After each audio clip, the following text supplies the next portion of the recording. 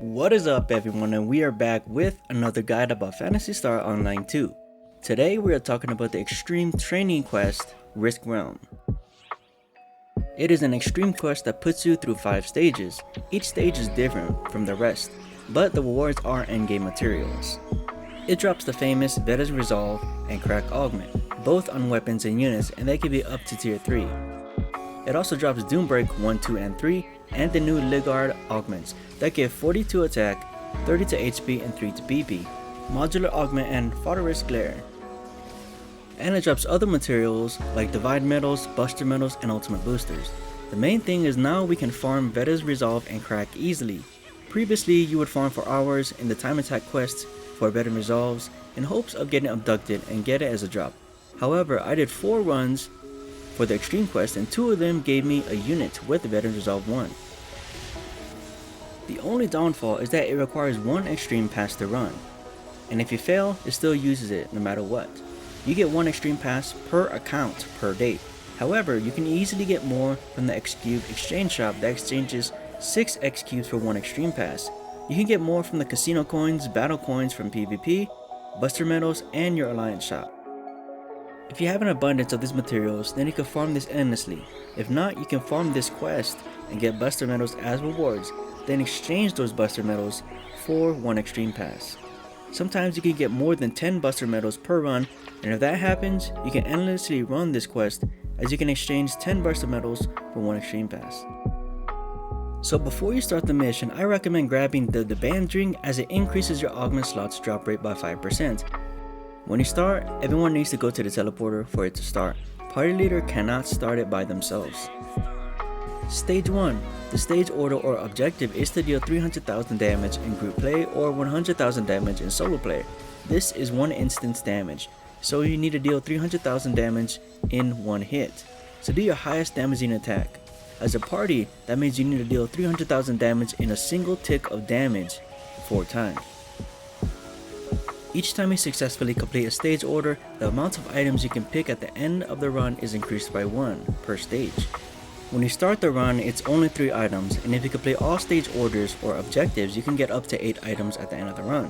So try to complete all the stage orders if you can. If you do fail any of these stage orders, it's not going to be the end of the world, you still can complete the run. At the end of the first stage, no red crystal drops, but all the other stages, a boss drops a red crystal every time you kill it. So be sure to break all the red crystals before you go and exit to the next stage. If you fail the run, you get no drops. You need to finish the whole run including defeating the last boss, and at the end you can pick up your drops. You only get a failed run if the time runs out, but there is a time limit of 60 minutes and I've never even surpassed 20 minutes, or if everyone is dead at one time. You cannot use half dolls or buy a revive with AC in this extreme quest. If you die once as a solo player, your run is over. That is why it is recommended to party up with others unless you are very good and can solo this yourself. In stage 2, the stage order is to not use any recovery effects in the first 60 seconds. This means do not use any mates or atomizer. Any lifesteal will not trigger a loss for this stage order.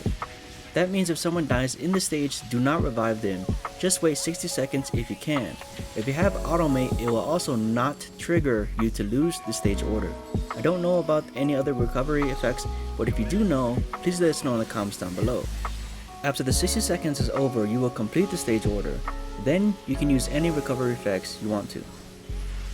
Each boss from here on out will drop a red crystal, so at the end of this stage, run around to make sure you grab all the crystals. Sometimes I forget about that and I miss my drops. Before you start the next stage, you can always check out your drops at the terminal. So if you see a unit's drop and you want to see if it has Veteran Resolve on it, just go to the terminal to check out to see if it has it. Remember, you can only get these drops when you beat the extreme quest. In stage 3, your stage order is to break a certain amount of sites, either 10 or 15. Sites just mean breakable parts. You need to break them in order for it to count. If you just kill the boss, you will miss out on a few breakable parts, leading you to a failed stage order. So lock on breakable spots. Most of them are really noticeable, the arms and legs or crystals on enemies. With the tiger, all 4 legs are breakable, so that's 4 breakable spots. On the huge beetle, the arms, legs, and its rear.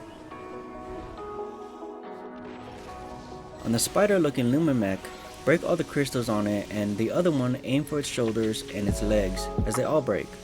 This stage is pretty easy if you break all the breakable parts before killing the enemy.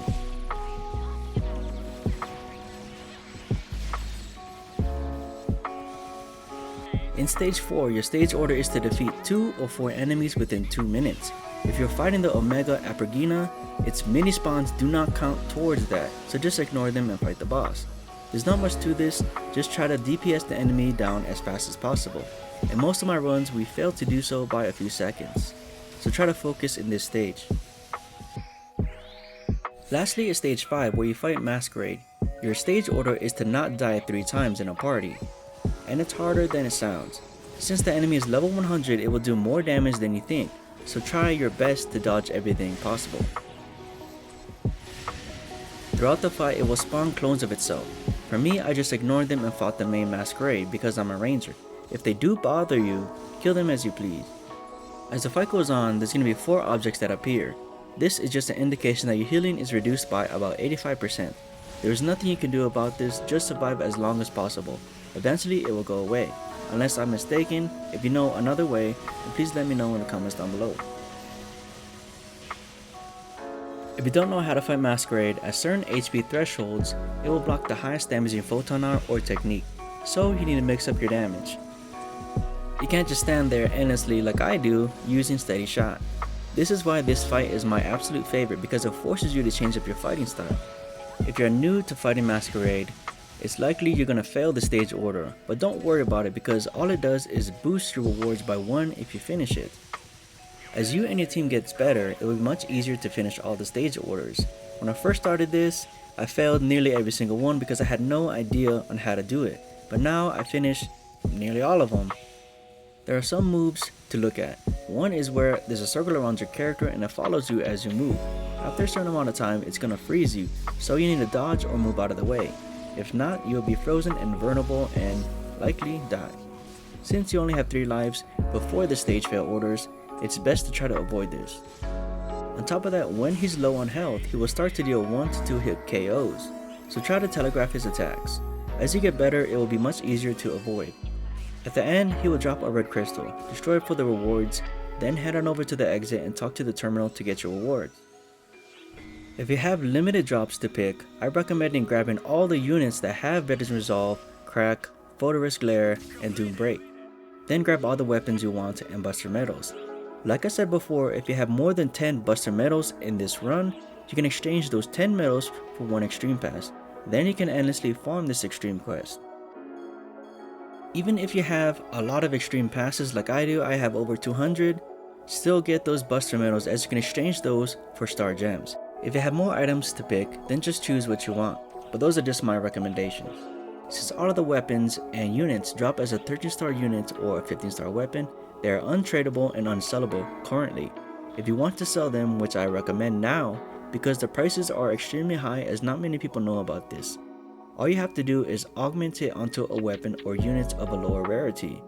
It does require you to have multiples of the same augment in order to transfer it, so keep that in mind. And that's it for this video. If I missed anything, or you want to add something, please let us know in the comments down below.